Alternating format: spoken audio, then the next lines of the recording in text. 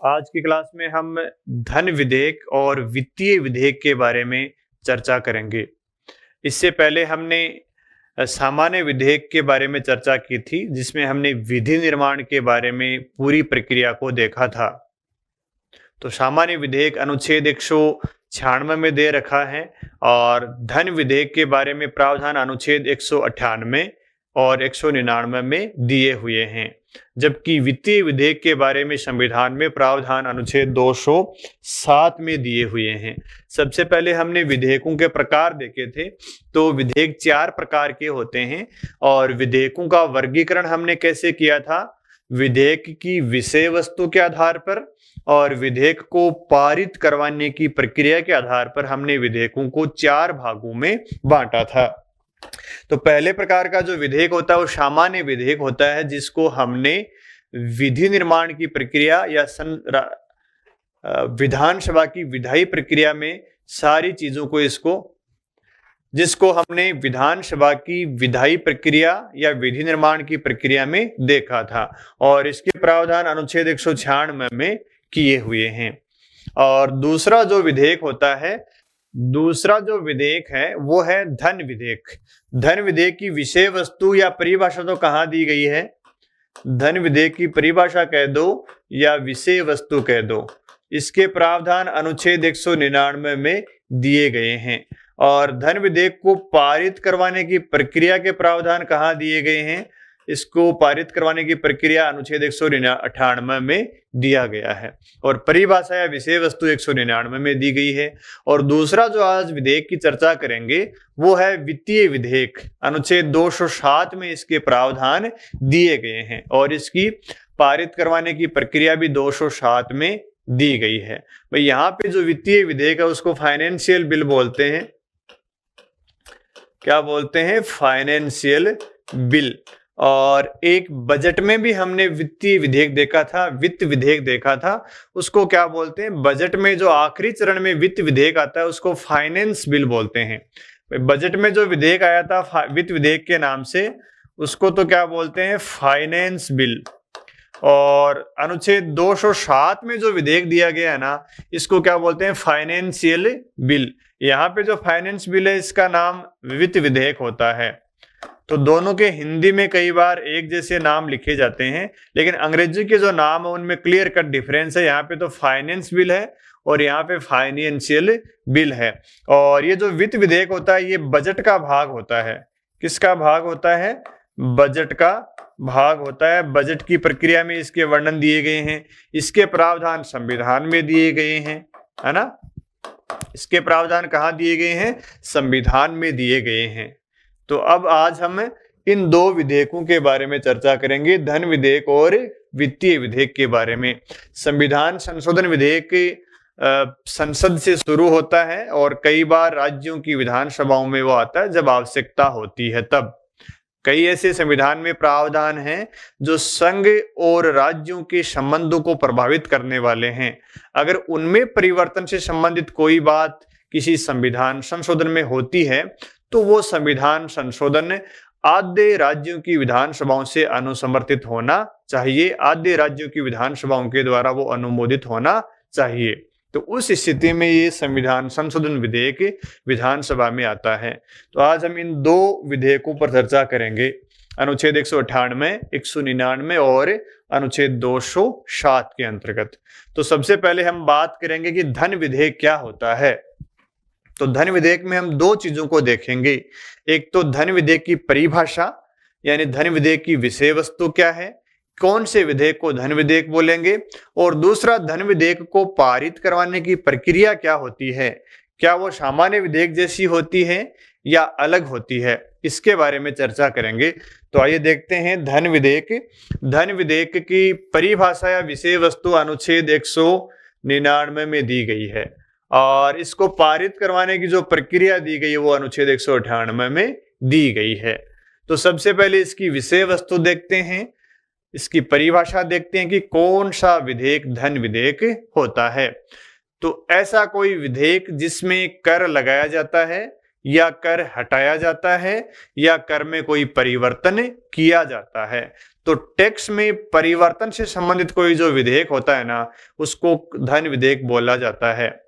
कोई भी ऐसा विधेयक जिसमें टैक्स में परिवर्तन से संबंधित विषय वस्तु हो, वो धन विधेयक होता है। तो पहली जो विषय वस्तु होती है उसमें क्या होता है, कर लगाने से संबंधित कोई विषय वस्तु होती है, कर लगाना या कर हटाना या कर में परिवर्तन करना। अगर किसी विधेयक में ये चीजें हैं तो वो कौन सा विधेयक होगा, धन विधेयक होगा।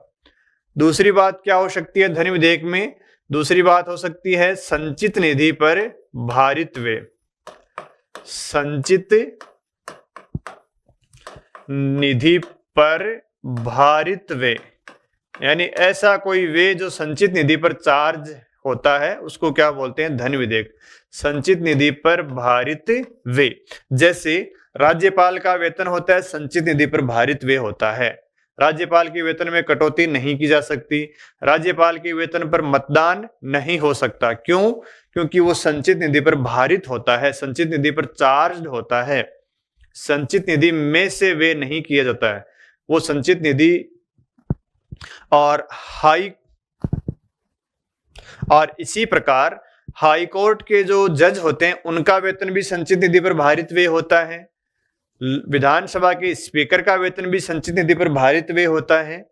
तो ऐसे जो व्यय होते हैं जो संचित निधि पर चार्ज्ड होते हैं, संचित निधि पर भारित होते हैं, वो धन विधेयक की विषय वस्तु में आते हैं, धन विधेयक की परिभाषा में आते हैं।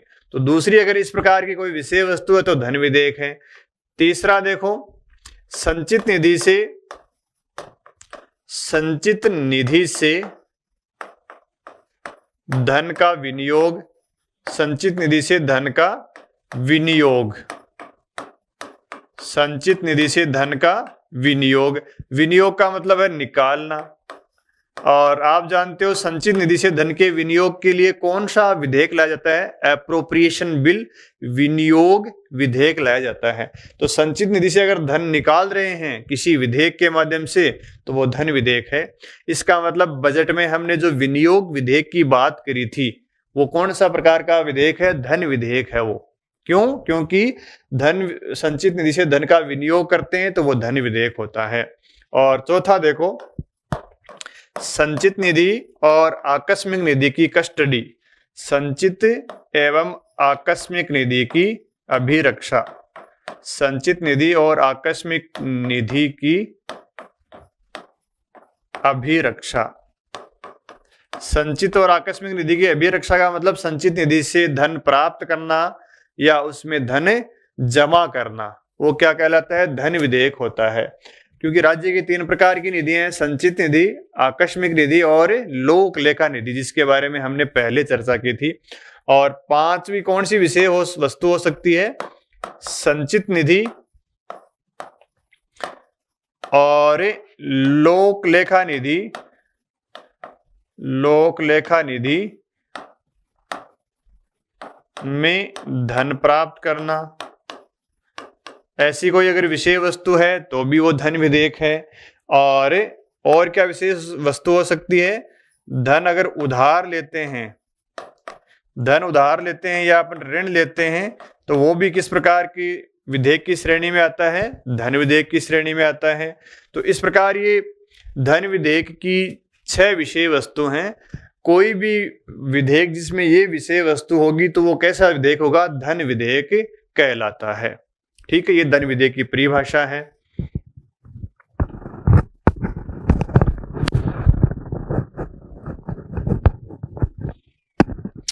फिर आती है धन विधेयक की प्रक्रिया। भाई धन विधेयक की प्रक्रिया क्या होती है? धन विधेयक की प्रक्रिया सामान्य विधेयक से अलग होती है। आप जानते हो सामान्य विधेयक को विधानसभा, आप जानते हो सामान्य विधेयक को विधानसभा में या विधान परिषद में किसी भी सदन में प्रस्तुत किया जा सकता है, लेकिन जो धन विधेयक होता है उसको हमेशा विधानसभा में ही प्रस्तुत किया जा सकता है। यानी इसको सिर्फ कहाँ प्रस्तुत किया जा सकता है, विधानसभा में। विधान परिषद में इसको कभी भी पहले प्रस्तुत नहीं किया जा सकता। तो पहली इसकी प्रक्रिया क्या है, धन विधेयक को सिर्फ विधानसभा में प्रस्तुत किया जा सकता है, सिर्फ विधानसभा में प्रस्तुत किया जाता है। विधानसभा में प्रस्तुत करने के बाद में, विधानसभा से पारित होने के बाद में विधान परिषद में जा सकता है। इसका अर्थ आप ये नहीं समझ लें कि ये विधान परिषद में जाता ही नहीं है। धन विधेयक विधान परिषद में जाता है, लेकिन पहले किस में जाएगा? विधानसभा में, फिर जाएगा विधान परिषद में। और दूसरी बात है, इसकी प्रक्रिया क्या है? दूसरी बात है कि ये राज्यपाल की सिफारिश पर ही जाता है, राज्यपाल की सिफारिश पर ही प्रस्तुत किया जाता है, राज्यपाल की सिफारिश पर प्रस्तुत किया जाता है। जबकि इसकी अपन सामान्य विधेयक से तुलना करें तो सामान्य विधेयक किसी भी सदन में जा सकता है, राज्यपाल की सिफारिश की आवश्यकता नहीं होती है ना। और फिर देखो तीसरी क्या प्रक्रिया है, विधान परिषद इसको सिर्फ 14 दिन तक रोक सकती है। विधान परिषद सिर्फ 14 दिन तक रोक सकती है, 14 दिन रोक सकती है, बाकी इसके पास कोई ज्यादा शक्तियां नहीं होती हैं। जबकि जो सामान्य विधेयक होता है उसको विधान परिषद 4 महीने तक रोक सकती है, पहली बार में 3 महीने, दूसरी बार में 1 महीने। अब उसके द्वारा, विधान परिषद के द्वारा कोई संशोधन किए जाते हैं, नहीं किए जाते, वो विधानसभा माने या नहीं माने वो विधानसभा पर निर्भर है। सेम टू सेम स्थिति धन विधेयक के बारे में है। अगर विधान परिषद धन विधेयक में कोई परिवर्तन करती है तो उस परिवर्तन को विधानसभा माने या नहीं माने विधानसभा ही तय करती है, मान भी सकती है, नहीं भी मान सकती है। तो 14 दिन के बाद में विधेयक वापस विधानसभा में चला जाता है। तो ये धन विधेयक की जो प्रक्रिया है वो थोड़ी सामान्य विधेयक से अलग है। और देखो और क्या अंतर है, कोई विधेयक धन विधेयक है या नहीं है, इसका निर्धारण करने का अधिकार किसको होता है? विधेयक को प्रमाणित करने का अधिकार किसके पास है? विधानसभा के अध्यक्ष के पास है। विधानसभा के स्पीकर ही निर्धारित करते हैं कि कोई विधेयक धन विधेयक है या नहीं है। भाई जब विधानसभा से कोई विधेयक पारित होकर विधान परिषद में जाता है तो उसको धन विधेयक के रूप में प्रमाणित कौन करेगा? विधानसभा का अध्यक्ष करेगा। तो धन विधेयक का प्रमाणन कौन करता है? धन विधेयक को प्रमाणित कौन करता है? धन विधेयक को स्पीकर प्रमाणित करता है। विधानसभा के अध्यक्ष को क्या बोलते हैं? स्पीकर। क्या करता है? कोई विधेयक धन विधेयक है या नहीं है, इस बात का प्रमाणित कौन करता है? स्पीकर करता है। पांचवी जो प्रक्रिया है धन विधेयक के बारे में, जब राज्यपाल के पास ये विधेयक जाता है तो राज्यपाल या तो धन विधेयक पर अनुमति दे देता है या राज्यपाल धन विधेयक पर अनुमति रोक लेता है। लेकिन राज्यपाल धन विधेयक को कभी भी पुनर्विचार के लिए नहीं लौटाता है। क्यों नहीं लौटाता है? क्योंकि राज्यपाल की सिफारिश से ही वो धन विधेयक प्रस्तुत किया जाता है। तो राज्यपाल अनुमति दे सकता है विधेयक पर या अनुमति रोक लेता है, दो ही काम कर सकता है, अनुमति देता है या अनुमति रोक लेता है। लेकिन राज्यपाल इस विधेयक को पुनर्विचार के लिए नहीं भेजेगा, कभी भी पुनर्विचार के लिए नहीं भेजेगा। राज्यपाल धन विधेयक को पुनर्विचार के लिए कभी भी नहीं भेजेगा। ये धन विधेयक को पारित करवाने की प्रक्रिया है जो सामान्य विधेयक से अलग होती है और ये धन विधेयक की विषय वस्तु है। अब हम अगला जो विधेयक आता है वो वित्तीय विधेयक आता है, फाइनेंशियल बिल आता है। और फाइनेंशियल बिल के प्रावधान कहाँ दिए गए? अनुच्छेद 207 में। धन विधेयक की विषय वस्तु 199 में और प्रक्रिया 198 में दी गई है। अब देखते हैं वित्तीय विधेयक। भाई वित्तीय विधेयक दो प्रकार के होते हैं, वित्तीय विधेयक प्रथम श्रेणी और वित्तीय विधेयक द्वितीय श्रेणी। दोनों ही अनुच्छेद 207 में दिए गए हैं। वित्तीय विधेयक प्रथम श्रेणी में धन विधेयक की जो विषय वस्तु होती है वो तो होती है, उसके साथ में प्रशासनिक विषय भी शामिल होते हैं। इसका मतलब ये हुआ कि वित्तीय विधेयक प्रथम श्रेणी हमेशा धन विधेयक होता है। क्यों होता है? क्योंकि वित्तीय विधेयक प्रथम श्रेणी में वो सारे प्रावधान हैं जो एक धन विधेयक में होते हैं। यानी अनुच्छेद 199 की जो विषय वस्तु है वो सारी विषय वस्तु इस प्रथम श्रेणी वाले वित्तीय विधेयक में होगी। और 199 में जो विषय वस्तु दी गई है उसके साथ में अन्य प्रशासनिक विषय भी इसमें शामिल होते हैं। अन्य प्रशासनिक विषय भी इसमें शामिल होते हैं। तो वित्तीय विधेयक प्रथम श्रेणी की विषय वस्तु क्या है? अनुच्छेद 199 की विषय वस्तु। और अनुच्छेद 199 में क्या दिया गया है? धन विधेयक दिया गया है। तो धन विधेयक की विषय वस्तु यानी ये विषय वस्तु तो उसमें होगी, उसके साथ क्या होगा? उसके साथ इसमें अन्य प्रशासनिक विषय भी होंगे। इसका मतलब क्या है? जो वित्तीय विधेयक प्रथम श्रेणी है वो हमेशा धन विधेयक होता है। क्यों होता है? धन विधेयक की सारी विषय वस्तु शामिल है और आधी विषय वस्तु क्या है इसमें? सामान्य विधेयक की है। तो ये आधा धन विधेयक जैसा है, आधा सामान्य विधेयक के जैसा है। तो ये तो इसकी हो गई विषय वस्तु, धन विधेयक की विषय वस्तु और प्रशासनिक विषय वस्तु। अब इसकी प्रक्रिया देख लो। प्रक्रिया देखने के लिए क्या करना पड़ेगा? तो प्रक्रिया कैसी होगी आप बताओ? जब इसमें धन विधेयक संबंधी विषय वस्तु है तो क्या धन विधेयक के लिए जो प्रक्रिया है वो प्रक्रिया इसमें नहीं होगी क्या? तो उत्तर है वही प्रक्रिया इसमें होगी। जो प्रक्रिया धन विधेयक की है वो प्रक्रिया किस में होगी? इस विधेयक में होगी। और धन विधेयक में क्या प्रक्रिया है? देखो, विधानसभा में प्रस्तुत किया जाएगा, राज्यपाल की सिफारिश पर प्रस्तुत किया जाएगा। तो ये सारी चीजें इसमें भी यहाँ पे आएंगी। क्यों आएंगी? भाई जो प्रक्रिया धन विधेयक को पारित करवाने की है वो प्रक्रिया यहाँ पे क्यों आएगी? क्योंकि इस विधेयक की विषय वस्तु भी धन विधेयक जैसी है। तो ये विधेयक सिर्फ विधानसभा में प्रस्तुत किया जा सकता है। सिर्फ विधानसभा में प्रस्तुत। सिर्फ विधानसभा में प्रस्तुत का मतलब है पहले विधानसभा में प्रस्तुत किया जाएगा। सिर्फ विधानसभा में प्रस्तुत किया जाएगा। दूसरी प्रक्रिया क्या है? राज्यपाल की सिफारिश पर प्रस्तुत किया जाएगा। राज्यपाल की सिफारिश पर प्रस्तुत किया जाएगा। राज्यपाल की सिफारिश की आवश्यकता क्यों है? क्योंकि जो वित्तीय विधेयक प्रथम श्रेणी है उसमें धन विधेयक की विषय वस्तु भी है और धन विधेयक वाले में आप जानते हो राज्यपाल की सिफारिश की आवश्यकता होती है। ये देखो यहाँ पे राज्यपाल की सिफारिश की आवश्यकता होती है। इसलिए वित्तीय विधेयक प्रथम श्रेणी भी क्या होता है? धन विधेयक की प्रक्रिया उसमें काम में ली जाती है। फिर देखिए वित्तीय विधेयक द्वितीय श्रेणी। वित्तीय विधेयक द्वितीय श्रेणी के प्रावधान अनुच्छेद 207(3) में दे रखे हैं। वित्तीय विधेयक द्वितीय श्रेणी की विषय वस्तु क्या है और प्रक्रिया क्या है? तो वित्तीय विधेयक द्वितीय श्रेणी की जो विषय वस्तु है उसमें क्या प्रावधान है? उसमें दे रखा है कि संचित निधि में से वे, संचित निधि में से, संचित निधि में से वे, और इसके साथ इसमें प्रशासनिक विषय भी शामिल होते हैं।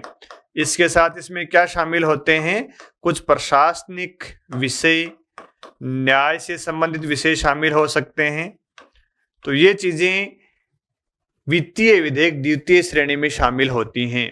लेकिन जो वित्तीय विधेयक द्वितीय श्रेणी होता है वो धन विधेयक नहीं होता है, क्योंकि वित्तीय विधेयक द्वितीय श्रेणी में धन विधेयक की कोई भी विषय वस्तु शामिल नहीं होती है। लेकिन आप यहाँ पे ये कह सकते हो कि संचित निधि में से जो वे है वो तो धन विधेयक में भी है, लेकिन वो विषय वस्तु धन विधेयक में नहीं है। धन विधेयक में क्या दिया गया है? संचित निधि से विनियोग दे रखा है। भाई वे का तो अर्थ क्या होता है? खर्च करना है। वे का अर्थ तो क्या होता है? खर्च करना। वे का अर्थ है खर्च करना। और विनियोग का मतलब क्या होता है? विनियोग का मतलब होता है निकालना। तो खर्च करने और निकालने में अंतर होता है। तो मेरे कहने का मतलब है कि वित्तीय विधेयक द्वितीय श्रेणी में ऐसी कोई भी बात शामिल नहीं है जो धन विधेयक में शामिल होती है। इसलिए वित्तीय विधेयक द्वितीय श्रेणी धन विधेयक नहीं होता है। यहाँ पे आपको लग सकता है कि ये तो जो विषय वस्तु धन विधेयक में भी है, संचित निधि में से वे। तो देखो धन विधेयक में कहीं भी संचित विधि में से वे नहीं लिखा गया है। तो देखो कर लगाना, हटाना, संचित निधि पर भारित वे, संचित निधि से धन का विनियोग है और संचित निधि आकस्मिक निधि की अभिरक्षा, धन प्राप्त करना, ऋण प्राप्त करना। तो यहाँ पे कहीं भी संचित निधि में से वे नहीं लिखा गया है। संचित निधि से धन का विनियोग लिखा गया। विनियोग का मतलब होता है निकालना होता है। और यहाँ पे क्या लिखा गया है? खर्च। वे लिखा गया है और वे का मतलब क्या होता है? खर्च करना। तो इसका मतलब ये है कि वित्तीय विधेयक द्वितीय श्रेणी में धन विधेयक की कोई बात नहीं है, इसलिए ये विधेयक धन विधेयक नहीं होता है। सिर्फ यही जो विधेयक होता है वो धन विधेयक होता है। क्यों? क्योंकि इसमें धन विधेयक की विषय वस्तु दे रखी है। तो जब इसमें धन विधेयक की विषय वस्तु नहीं है, वित्तीय विधेयक द्वितीय श्रेणी धन विधेयक नहीं है, तो इसकी प्रक्रिया भी साधारण विधेयक जैसी हो जाएगी। तो साधारण विधेयक में क्या प्रक्रिया होती है? किसी भी सदन में इसको प्रस्तुत किया जा सकता है। इस साधारण विधेयक को तो किसी भी सदन में प्रस्तुत किया जा सकता है, तो वित्तीय विधेयक द्वितीय श्रेणी को भी किसी भी सदन में प्रस्तुत, किसी भी सदन में यानी विधानसभा या विधान परिषद में प्रस्तुत किया जा सकता है। और दूसरी बात जो इसमें सबसे महत्वपूर्ण है ना, वो ये बात है कि इस विधेयक पर विचार करने के लिए राज्यपाल की सिफारिश होना आवश्यक है। इस विधेयक को पारित करवाने के लिए राज्यपाल की सिफारिश की आवश्यकता होती है। तो जो महत्वपूर्ण बात है इसमें वो क्या है? विधेयक को पारित करवाने के लिए या विधेयक पर विचार करने के लिए, विधेयक पर विचार करने के लिए, विचार करने के लिए राज्यपाल की सिफारिश आवश्यक है। राज्यपाल की सिफारिश आवश्यक है। तो आप ये कह सकते हो कि यहाँ राज्यपाल की सिफारिश आवश्यक है और राज्यपाल की सिफारिश यहाँ भी आवश्यक है। तो यहाँ तो राज्यपाल की सिफारिश है विधानसभा में प्रस्तुत करने के लिए। यहाँ तो राज्यपाल की सिफारिश की क्यों आवश्यकता होती है? विधानसभा में प्रस्तुत करने के लिए, विधानसभा में प्रस्तुत के लिए आवश्यक होती है। और यहाँ पे राज्यपाल की सिफारिश की आवश्यकता है विधेयक पर विचार करने के लिए, विधेयक को पारित करने के लिए। तो दोनों में अंतर है। यहाँ तो विधानसभा में रखने के लिए सिफारिश की आवश्यकता होती है और यहाँ विधानसभा में तो राज्यपाल की सिफारिश के बिना ही रख देते हैं, लेकिन उस पर विचार करना हो या उसको पारित करवाना हो तो राज्यपाल की सिफारिश की आवश्यकता पड़ती है। तो ये दो प्रकार की वित्तीय विधेयक हैं, प्रथम श्रेणी और द्वितीय श्रेणी। और इससे पहले अपन ने धन विधेयक पढ़ा है। तो धन विधेयक और वित्तीय विधेयक में ये अंतर और ये विषय वस्तु यहाँ पे लिखी गई है वो सारी पाई जाती हैं। जो बजट में हमने वित्त विधेयक पढ़ा है वो फाइनेंस बिल होता है, उसके प्रावधान संविधान में नहीं किए गए हैं, जबकि जो वित्तीय विधेयक होता है फाइनेंशियल बिल, इसके प्रावधान संविधान में हैं।